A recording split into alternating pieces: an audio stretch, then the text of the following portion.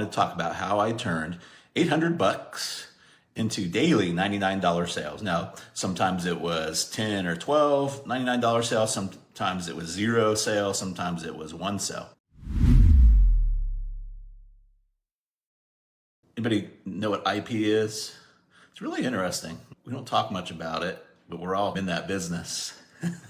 It's intellectual property. So how many of y'all have heard of house flipping before? Anybody house flip? House flipping's out there. There's sofa flipping now, or couch flipping. Anybody heard of couch flipping? Like, guys are doing really well doing couch flipping. They go out there and haul away people's couches they don't want. They clean them up a little bit and then they resell them. So that's pretty cool. What else? Sneakers. I know people are flipping. It's a big kind of business now. I don't know. I wouldn't know what's one cool sneaker from another cool sneaker, but they're doing it with sneakers. They go out and buy a pair of Air Jordans or whatever, and they get it cheap from somebody who needs it, and then they go out and they flip those things, right? Those are all physical things. I'm flipping land right now. So we go out and buy some unwanted land that's either behind on taxes or the people just don't want it anymore, and we purchase it, and then we put it on the marketplace, and we resell that. Yeah, flipping sneakers is crazy. So just about anything that can be bought and sold that you can find, especially if the marketplace is inefficient or there's not a marketplace for them. There's no marketplace really for sneakers, and maybe there is, I don't know. Maybe there's a place, but it's not like going to Amazon, and maybe they are doing it on Amazon with used sneakers or something. I know they're flipping books, right? So that's another one. And that's kind of like an IP. When you're flipping books, people are going to like garage sales and estate sales, and they're buying old books and putting them up on Amazon. So that was a big business too, right?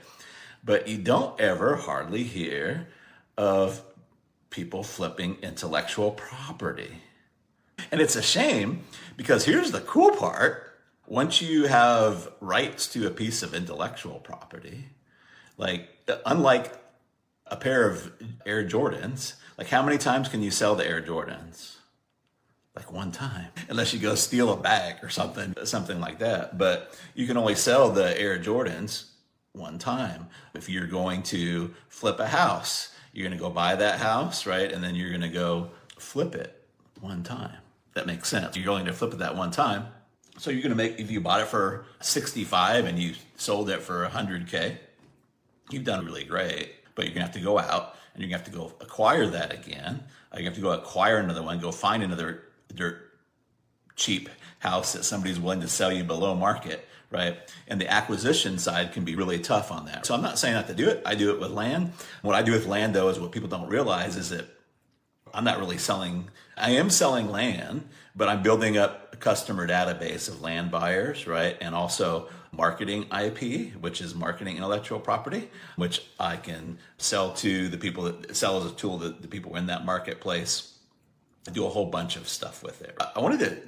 I've done a bunch of this, but this is just one of my really good buys, my early on good buys that I did. So I was in the relationship advice business, and I had a pretty good product out there that was doing multiple sales all the time.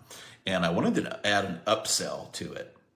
And I really wanted to be on like a communication type course, but man, I didn't want to put the dang thing together, right? I went out there, I scouted around, and I looked for some people that already had some courses, IP, on communications. And I found it was really good.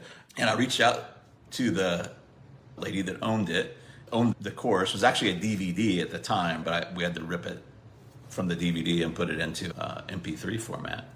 But I told her what I wanted to do with that. I wanted to put it in as an upsell. I had some other stuff I wanted to do with it as well. What price would she sell me the rights to it for? And again, another cool part about licensing intellectual property is it's so flexible, right? Like you can remodel a house, but you can't turn a 1-story into a 3-story very easily. I'm sure you could do it, right? But with intellectual property, it's so flexible that you can do just about anything that you want. You can bundle it, you can put it in with one of your courses. So mine was just going to be an upsell, right? We ended up negotiating and got her down to $800, lock, stock, and barrel. $800. The only thing that she wanted is I kept her branding on again, this was a download, but she wanted to keep her branding, right? Which only made sense because it was her on the MP3. So I'm like, cool, that's no problem. $800. $800. I put this in the upsell, and it's been a long time, but I don't remember, so I remember exactly as soon as I put it in the upsell flow, how many sales I made, but multiple $99 sales. I sold it for 99 bucks. I did this for years. That upsell was in there for probably at least 5 years. $800. Again, there's days I made probably no upsell sales on it, but where else can you invest 800 bucks, right? Put it into an upsell and just cash flow it and flip it over and over and over and over and over again. Intellectual property. So I wanted to bring that point out to you because I don't think a lot of people are looking at that. My favorite IP is marketing IP, and what is marketing IP? Like in my case, it's a Google Doc, but we take traffic one place and there's a product over here, and then we write a sales piece to make the conversion. And then, so once you have that, you can do it for a commission, or you can sell the IP, all those kind of different things like that. Now, I've done this over and over. I bought copy, and I've reused that copy over and over again. I do it in reverse, where I license my IP, if that makes sense. But you can obviously create your own IP, just like you can build your own house, or you can create your own sneakers or build your own sofas. But a lot of times it's easier just to take what's already in demand and has been created, right, and get a really good deal on it. If you guys have been paying attention in the group, I have some intellectual property on sale right now that you could purchase for one price and flip it over and over and over and over again. If you guys would like to do that, there's probably links somewhere. I've been talking about it here, but it's the Bugatti level of my 2-page Google Doc cash machine. It's selling really well. You're going to get all of the marketing, the Google Doc that sells it. I'm also going to be giving you emails that you can send out with it, which is IP. I'm going to be giving you other stuff too, posts that you can make, all that kind of stuff done for you. You can put it in as upsells, right? You can put, if you have a mastermind or a group course, you can put it in there. You can negotiate deals with other people, because now that you have the product, right, you can put it into we talk about this a lot, you can put it into their flow. So let's say that there's somebody that's teaching Facebook ads and they don't have a whole lot in the conversion of the leads. There's nothing stopping you from taking that IP, the 2-page Google Doc cash machine, and letting them sell it, and you get a piece of that, right? If that makes sense to you. Now, those kind of master resale kind of things, like there is some restrictions on this. You want to run by me first, but I'm pretty open to stuff, if that makes sense. But you can't sell it to them, if that makes sense. You can put your IP in their flow, which is what I'm trying to teach you guys. So even if you don't have a big list or a big group or any of those kind of things, like if I would, like I didn't do it, but that communications course, I could easily, I own the rights to it, right? So I could have put that in somebody else's flow, some other relationship marketer's flow, or somebody else that wanted it, and say, look, I'll give you this IP, you just pay me 50% or 25% of everybody that purchases it on your side. So flipping IP, right? This is why I'm like a kid in a candy store. Anytime there's an abundance of something, there's abundance of IP around. So if you don't want to do it with mine, that's totally awesome. I'm just saying it's available for you. But you want to go find a piece of IP that is in demand, or it used to be in demand, right? And here's the thing about intellectual property. Most of it isn't being used or fully utilized. It just isn't. Like they sell it for a little while and then it sits on their shelf and they don't do anything with it. So if you can get the rights to it, you don't even have to pay a fee up front. You can just do it on a percentage. If your cash flow isn't gonna support it, you can go out and license it and just pay on a per copy. Financially, it's much better if you can just write a check and then have the rights to it, right? That's what I'm making available for you right now. It's way, way too cheap right now, but the reason why I'm doing it, my licensing before, you had to stroke out a check for 25 grand. Before you did that, I'm making this right now. I'm raising the price every 20 sale. It's 11.11 right now. So for 11.11, you can take it and you can flip it over and over and over again. It's an asset. Rich people don't work for money. Rich people work for assets, and they put those assets in the flow. It took me a long time to learn this. It kept me working punching a clock until my 30s. And then once I finally figured out, you know what, like I need to sell something. I need to sell something other than my time. That made a huge difference. And intellectual property is one of my favorite asset classes because it is flexible, what you can do with it, how fast you can turn it into cash flow.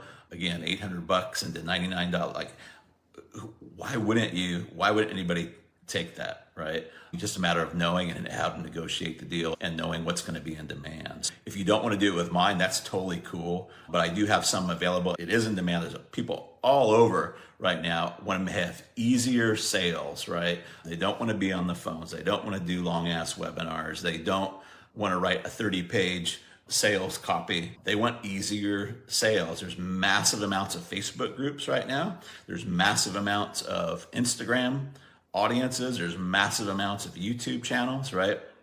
And most of them aren't monetizing well. They put a little link down that goes to their web page. It does a terrible job of selling anything. They can use this 2-page Google Doc, and we're going to talk about this, but maybe it'll be 3 pages, or maybe it'll be 4 pages, right? There's a reason that might be, but if they can just link them to a Google document, or even take the concept and take that Google document and put it onto a website, if that's what they want to do, it's super awesome for them. There's a ton of people out there that need. There's never been more influencers ever. You got TikTok now. I'm doing something on Facebook Live, right? And I'm going to post a link to the Google Doc when I get done here, down here. Does that make sense? Flipping IP. Goodness gracious, find some IP that you can get. There's so much of it out there. So much of it. It's easier to get control of something than it is to go create it. If I wanted to create a course on Facebook ads, like, why would I do that? Like, why would I do that? I would just go out there and license it from somebody because it's outside of my wheelhouse, if that makes sense. If you guys got any questions ask me anything on flipping IP, intellectual property, flip my IP. Now, do you guys know what that means? Probably nobody would know what that means if it wasn't for the little talk we just had. I haven't looked in a little bit, but I think there's 8 takers left on this level, and then I'll raise the investment again because it's really too cheap right now.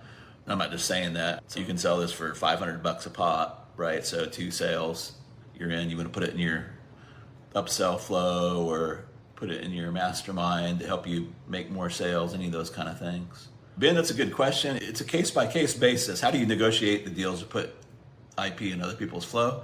First, you want to figure out a problem that they have and see if that will help them with their problem. I've licensed Big Ticket Email Mojo and Phone the Sales Machine out to quite a few folks, and it just depends on what they're doing. But they're going to have an audience, and they're going to be, because we can't do everything, right? They're going to be selling a certain thing, but there's going to be holes in what they're doing, right? So just a really good, easy example is people that sell how to get more leads or how to get more traffic. If that's their thing, how to get more leads or more traffic, a lot of times they're doing leads and traffic, but they don't talk about the conversion side. So one of the problems people have is, when they have the leads and the traffic, how do I convert them? But they may not have that IP. They may not have that IP to help those people. So it sits on the back burner. I could really do a course on it. I could add it to it, but they don't ever do it. And it'd probably be better if they just got an expert in there and they'd license that IP. By the way, this is the old business. People just don't know about it that much, but this is called being a licensing agent. It's done more like in sports and songs. Margaritaville. I don't know if you guys know it, but Margaritaville is the most profitable song ever by old Jimmy Buffett. But it wasn't because he did concerts on it. It's because he had the logo and the Margaritaville and the song, and he licensed that everywhere. I have a pair of flip-flops with the Margaritaville logo on it. Ben, going back to your question, like, what do the flip-flop company want? They want to sell more of their shoes, right? They want to sell more flip-flops. So by adding that logo on there, they get to sell a ton more flip-flops with the Margaritaville on there. And old Jimmy Buffett makes a little percentage off of each one of those. And it's just a matter of negotiating those. It's going to be different for each piece on those, if that makes sense. There's really not just a standard, here's how to negotiate it, but it's like any other sale. What's their problem? How big is their problem? What solutions out there do they have to solve it? Where does this come in? Would it be helpful for them? If it's helpful for them, then you just negotiate it. The cool part about IP is I don't know of any other property that you can clone. You can just clone it. It's so easy to get rich now, but people can't wrap their head around it. It's like, if you can, imagine you could clone a house. Imagine you can buy a house once, say you bought it for 100 grand, right? And then you're gonna let somebody live in it for $1,300 a month or $1,400 a month. But what if you didn't have to go build another house to do that? What if you could just clone it? What if you just copy and paste that house? Copy and paste, boom, now you got another person that'll pay you $1,400 a month. There's so much IP out there, right? That's why I'm a kid in a candy store, and not many people are seeing it, right? And like the Bugatti is going really well, but man, like anytime that I can get a small investment that I can cash flow, I am all over that. I know I'm a little high on my own supply sometimes, but if somebody's going to give you the marketing and the sales and the help and the IP and it's in demand, if you know it's solving a problem people want, my goodness gracious, why go create it yourself? Just stroke off a check and then cash flow it, right? If that makes sense. Any other questions? Was this helpful at all to you guys? Would you guys like more on this kind of stuff? Stanley, where can we grab the IP? I don't know if you're talking about mine. If you were talking about just how do you grab any IP, it depends on what kind of IP it is, what kind of intellectual property it is. Is it a course? Is it marketing IP? Is it a physical book that you could turn into an ebook, right? Those kind of things. But again, it goes to, you need to have a market that has a problem. And then today, like you have influencers, right? And the influencers have problems. They want to monetize their stuff, but everything they put out too is IP. So that's why it's hard to grasp our minds around. Yes, Sean, musicians are IP masters. Absolutely. They're doing some really neat stuff with musical IP right now. But here's the other thing too, and I know I get high on my own supply on this and high on my own things. I want to do you guys good too. Who are all the richest companies right now? Facebook? Like what is Facebook? They're a data company, an IP company, right? And they're using the data and the IP to sell advertising, right? But they can sell, it's IP. They can sell it over and over and over again. Does that make sense? What is Airbnb? Do they really, and maybe they have some real estate now, but when they started, they didn't have any real estate. What are they doing? They have an app. It's IP. They have an app and they put that IP in the flow and they monetize it over and over and over and over again, right? Between the people that want to rent on a short-term basis and the people that own those things. Uber. I think Uber does own some cars now, but does that make sense? And then they sell that data. They sell that data too. They sell all that data. That's why Uber got into trouble, because they weren't, and Facebook's got in trouble. So when you're selling data, it can be a little bit crazy. But if you're just selling IP or selling content IP, like you don't have that same issue, right? But the richest companies in the world have figured this out. They're flipping IP and just nobody realized it. We go back because if you were like me, you were born either poor or middle class, and we were taught that we're supposed to punch a clock and sweat for money rather than go find something and sell it. And then we get stuck on, oh, we have to create it. And so like these poor house flippers, they wouldn't be doing as well as they are if they had to build each house first. It would take them a long time. They're just going out there and they're getting a good deal on it. And then they're selling it. The challenge is, the constraint is that once they sell it, unless they're going to rent it out or put it on payments, but if they're just flipping it and they have to go out and acquire it again. IP doesn't have those restrictions. So what else, guys? Michael, can we sell a blueprint strategy? I got so many I've written over the last, dude, you absolutely can. It helps it sell better if you can show some sales on it, right? Or if you can show where the market has a problem that your blueprint will solve for people. And especially if it hasn't been solved well before. Those is what makes really great IP. Yeah, dude, like, so you can totally do that. Cool. I guess I've talked you guys out, but I just come to give you guys that anytime, whether it's my stuff or anything. Like, what you want to look for is how can you buy something for pennies on the dollar? And whatever that something is, whether it's land, a house, sneakers, right? We get so focused on sales sometimes, we don't focus on acquisition, and really fortunes are made when you acquire. That's why we're doing great in land. I figured out how to acquire really cheap land. Selling it's not the problem once you if you can acquire it cheap enough, selling it is not the problem.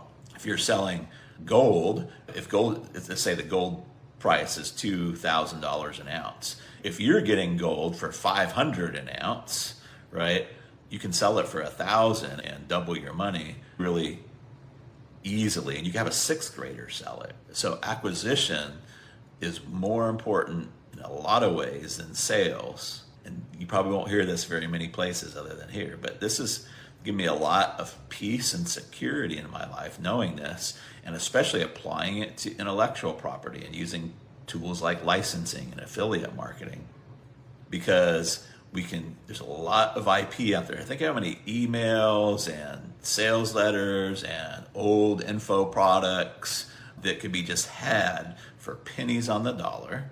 You can just write a check like I did, $800, and turn it into $99 daily sales over and over and over again, right? So you want to buy for pennies on the dollar and cash flow it. Buy for pennies on the dollar and cash flow it. If you don't have time in your life or you don't have a lot of energy, that means that you're doing too much work. You need to let assets do the work. And I'm not trying to be finger pointy. I had to learn this the hard way, and that's why I'm so passionate about sharing it with people. It's like, you don't have to, you don't want to sell your time and energy, right? I'm not saying not to ever do any teaching or mentoring or coaching or anything if you really love it. If you love mowing the lawn, and some people do go out there and do that. If you love cleaning the pool, I go out there and clean my own pool sometimes because I really enjoy it. Don't ask me why, but I enjoy it, right? So I'm not saying not to do those things, but I just don't want to depend on my income, on me trading my time and my energy. You can't see it in this. You see right behind me is old Walter White behind me on Breaking Bad. If you haven't seen Breaking Bad, like, he was a 50-something high school teacher. He thought he had a tumor. He said, "Oh my God, I'm totally broke. How am I gonna support my family? How is my family gonna survive once I'm gone away?" Right now, he made a poor decision, but he's not gonna sell something. What can I sell? He's a chemist, so he ended up selling meth or crystal blue. Right now, I'm not saying to go do that, but the principles are there. He figured out how you could get methylamine, and he just stole it. But he figured out how you could get methylamine really cheap and put it together. And every business is the same. You have a supply of something, you do something to it, and you sell it to a market. And of course, he made a whole bunch of money. He also created a whole bunch of drama in his life, just the short thing on that, right? But the good thing is, buying intellectual property for pennies on the dollar won't throw you in the hoosegows, right? Or create all that drama in your life. But it'll give you something that you can sell and cash flow without spending your own time and energy doing that. If you're a copywriter, that's awesome. But what I found is it's way better to sell my IP on an ongoing basis than use my time and energy to just get paid like $200 an email or $10,000 a sales letter or whatever. It doesn't make any sense. We're working for money then. We want to work for assets and let the assets create money. And I think, I'm going to be talking more about this, start talking about more about micro investing, but I like to find small investments that I can get for pennies on the dollar that are a few $100s or a few $1,000s that I know I can cash flow for a long time without me doing a lot. That's the key part of it. Again, I know I'm going on here. Thanks, Ben. Great analogy. Awesome. So I'm going to let you guys go. Catch you all later.